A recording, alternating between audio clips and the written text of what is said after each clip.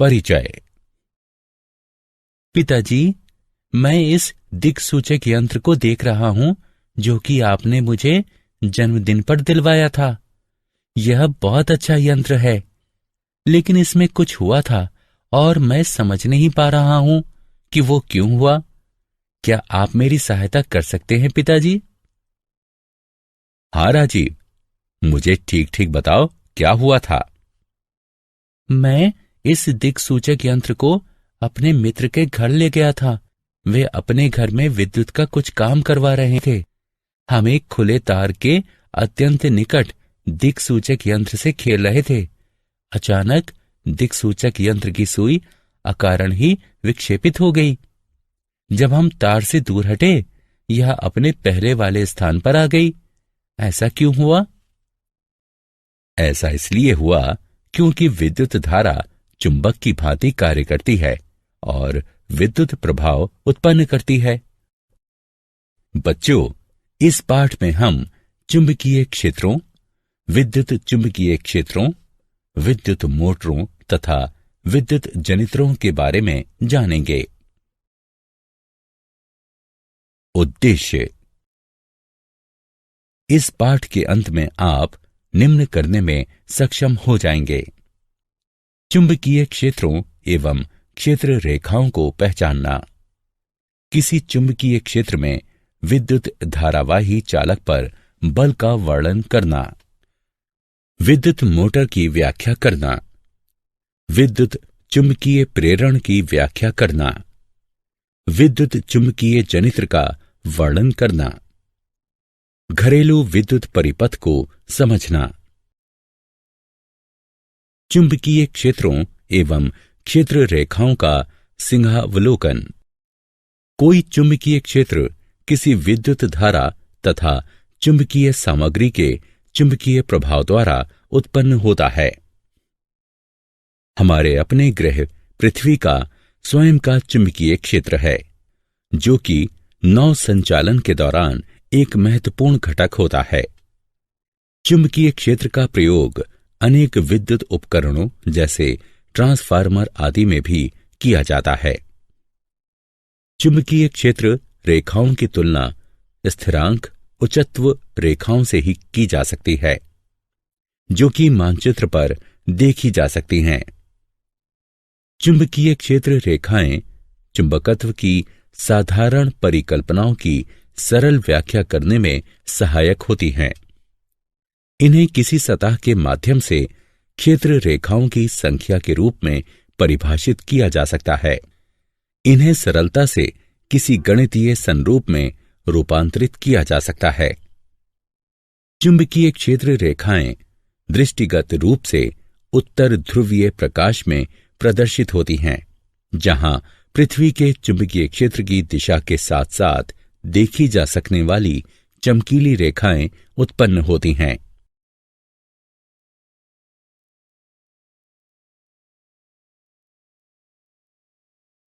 विद्युत धारावाही चालक।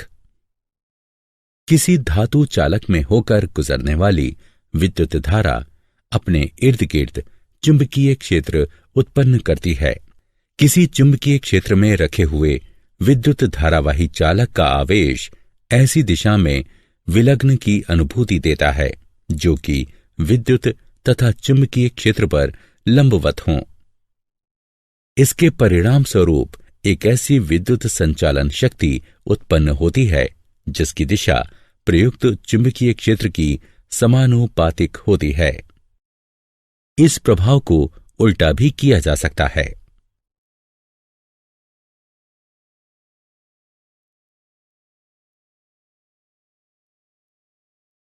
चुंबकीय क्षेत्र, सीधे चालक से होने वाला विद्युत प्रवाह। जैसा कि आपने पहले देखा, आइए देखते हैं कि क्या होता है यदि हम तार में हो रहे विद्युत प्रवाह को परिवर्तित कर देते हैं।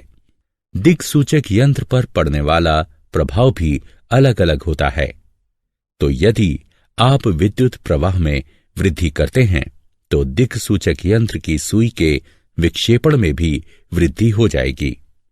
इससे हमें पता चलता है कि किसी दिए गए बिंदु पर उत्पन्न हुआ चुंबकीय क्षेत्र का परिमाण तार में प्रवाहित विद्युत धारा में वृद्धि होने पर बढ़ जाएगा। अब दिक्सूचक यंत्र को तार में प्रवाहित हो रही विद्युत धारा से दूर ले जाने का प्रयास कीजिए। आप देखेंगे कि जैसे ही तार एवं दिक्सूचक यंत्र में दूरी बढ़ेगी, चालक में दिए गए विद्युत प्रवाह के द्वारा उत्पन्न चुंबकीय क्षेत्र घट जाएगा।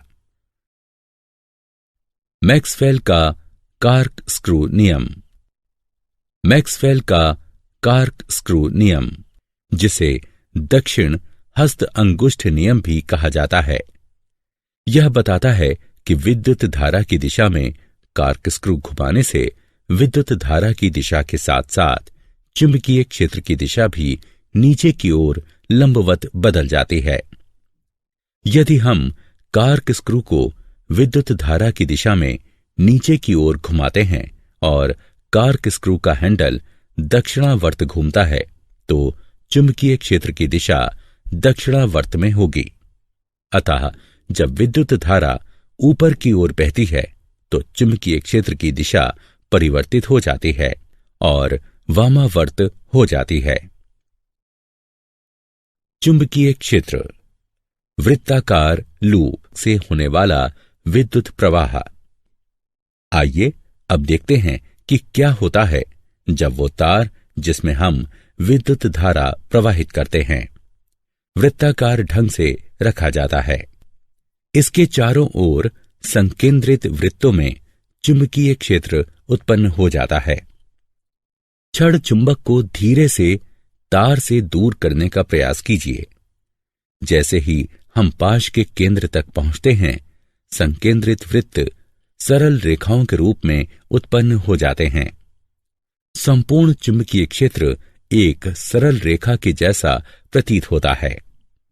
अब इस पर मैक्सवेल का कॉर्कस्क्रू नियम लागू करने का प्रयास कीजिए और देखिए कि क्या तार का प्रत्येक खंड एक ही दिशा में चुंबकीय क्षेत्र उत्पन्न करने में सक्षम है।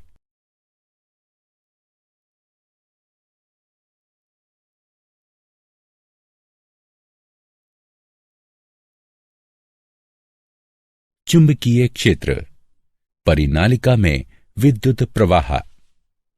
परिनालिका एक विद्युत धारावाही तार है जो कि एक बेलनाकार आकृति में एक दूसरे से अधिकाधिक सटे हुए घुमावों के साथ लिपटा रहता है। यह छड़ चुंबक के समान होती है। हर परिनालिका में एक उत्तर ध्रुव तथा एक दक्षिण ध्रुव होता है। किसी परिनालिका के भीतर उपस्थित चुंबकीय क्षेत्र रेखाएं सरल रेखाएं होती हैं और ये इंगित करती हैं कि किसी परिनालिका में सभी बिंदुओं पर चुंबकीय क्षेत्र समान होता है। परिनालिका का यह शक्तिशाली चुंबकीय क्षेत्र चुंबकीय सामग्री को आकर्षित करता है। इस प्रकार का चुंबक विद्युत चुंबक कहलाता है। विद्युत धारावाही चालक का बल। हम देख चुके हैं कि किसी चालक से होकर बहने वाली विद्युत धारा चुंबकीय क्षेत्र निर्मित करती है। इस प्रकार निर्मित चुंबकीय क्षेत्र चालक के निकट रखे गए छड़ चुंबक पर बल लगाता है। फ्रांसीसी वैज्ञानिक आंद्रे मैरी एम्पियर ने यह पता लगाया कि छड़ चुंबक भी चालक पर विपरीत एवं समान बल लगाती है। फ्लेमिंग का वाम हस्त नियम। फ्लेमिंग का वाम हस्त नियम 3 दिशाओं का प्रतिनिधित्व करने वाला स्मारक है। आपको अपने बाएं हाथ के अंगूठे, तर्जनी और मध्यमा को फैलाना है। हर उंगली अलग दिशा की ओर संकेत करती है। तर्जनी चुंबकीय क्षेत्र की दिशा में संकेत करती है। मध्यमा विद्युत धारा की दिशा में संकेत करती है। अंगूठा गति की दिशा में संकेत करता है। इसे फ्लेमिंग का वाम हस्त नियम कहते हैं। उदाहरणों में वूफर, सबवूफर, विद्युत प्रवर्तक आदि सम्मिलित हैं।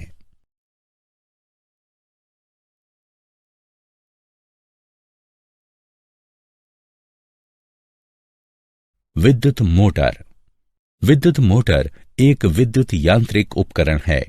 यह विद्युत ऊर्जा को यांत्रिक ऊर्जा में परिवर्तित करता है। आइए देखते हैं कि विद्युत मोटर कैसे कार्य करता है। मोटर गति उत्पन्न करने के लिए चुंबकों का प्रयोग करता है। विद्युत मोटर के भीतर चुंबक का आकर्षित करने वाला बल तथा प्रतिरोधी बल मिलकर घूर्णन गति उत्पन्न करते हैं। पंखे, ब्लोअर, पंप, डिस्क ड्राइव इत्यादि विद्युत मोटर के कुछ उदाहरण हैं।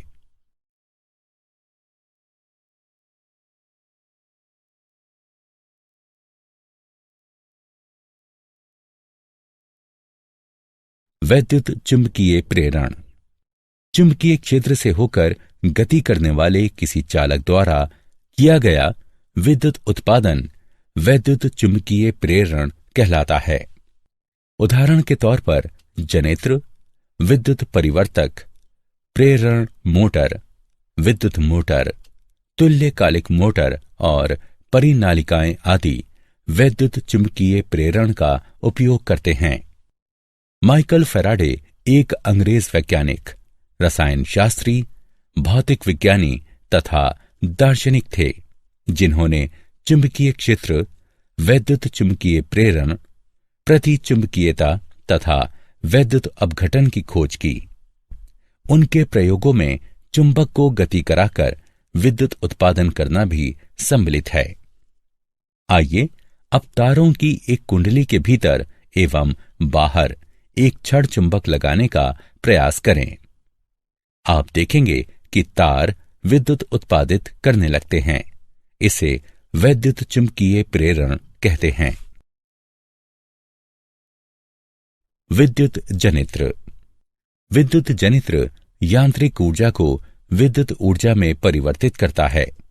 यह विद्युत आवेश को एक बाह्य विद्युत परिपथ के द्वारा बहने के लिए बाध्य करता है। इसके उदाहरणों में जल पंप सम्मिलित है, जो जल को बहाता है पर जल उत्पन्न नहीं करता। विद्युत जनित्रों का परिचालन वैद्युत चुंबकीय प्रेरण पर आधारित होता है, अर्थात जब भी कोई चालक चुंबकीय क्षेत्र में जाता है, एक विद्युत प्रवाह उस चालक में प्रवृत्त हो जाता है। यदि किसी कुंडली के भीतर कोई चुंबक घूम रहा है तो कुंडली में प्रत्यावर्ती धारा प्रवृत्त हो रही है। समान समय अंतरालों के पश्चात प्रत्यावर्ती धारा दिशा बदल लेती है। दूसरे प्रकार की धारा दिष्ट धारा कहलाती है, जो कि समय के साथ दिशा नहीं बदलती।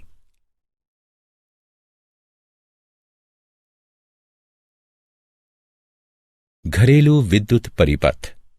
विद्युत शक्ति जहां प्रयोग में लाई जाती है, वहां से काफी दूर इसका उत्पादन होता है। विद्युत उत्पादन केंद्रों पर विद्युत का उत्पादन 50 हर्ट्ज की प्रत्यावर्ती वोल्टेज आवृत्ति के साथ 11,000 वोल्ट पर होता है। विद्युत को विभिन्न स्थानों पर उपभोग के लिए उच्च वोल्टेज पर पारेषित किया जाता है, ताकि पारेषण के दौरान ऊर्जा की हानि कम से कम हो। विद्युत शक्ति हमारे घरों में 3 तारों द्वारा प्रवेश करती है। ये हैं विद्युन्मय तार यानी लाल तार, उदासीन तार यानी काला तार तथा अर्थ का तार यानी हरा तार। विद्युन्मय तार में 220 वोल्ट का विभव होता है और उदासीन तार में 0 विभव होता है। अतः विद्युन्मय तथा उदासीन तारों के मध्य विभवांतर होता है 220 वोल्ट। घरों में इस्तेमाल किए जाने वाले उपकरणों में विभिन्न प्रकार के विद्युत परिपथों का प्रयोग किया जाता है। अर्थ के तार को धातु की एक प्लेट से धरती में गहराई तक जोड़ा जाता है, ताकि उपकरणों के इस्तेमाल के दौरान विद्युत धारा के रिसाव से तीव्र झटका न लगे। सभी परिपथों में एक महत्वपूर्ण परिपथ है फ्यूज। यह इस बात को सुनिश्चित करता है कि किसी उपकरण में विद्युत धारा के अतिभारण के कारण कोई हानि ना हो।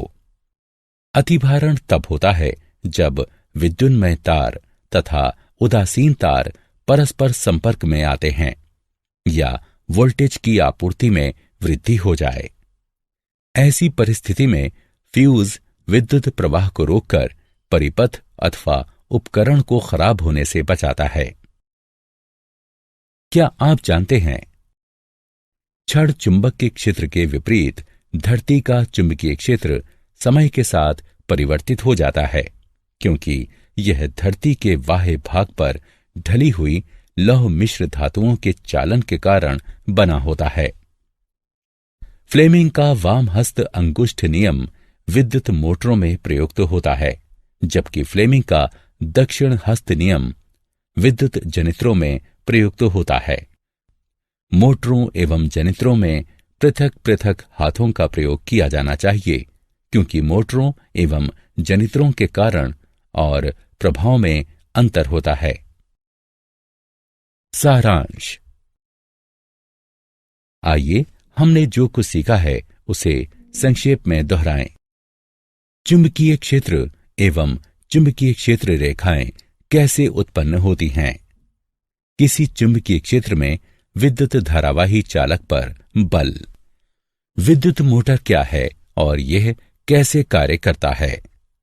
वैद्युत चुंबकीय प्रेरण क्या है और इसके क्या उपयोग हैं? वैद्युत चुंबकीय जनित्र है और ये कैसे कार्य करता है? घरेलू विद्युत परिपथों में तारों एवं फ्यूज का उपयोग।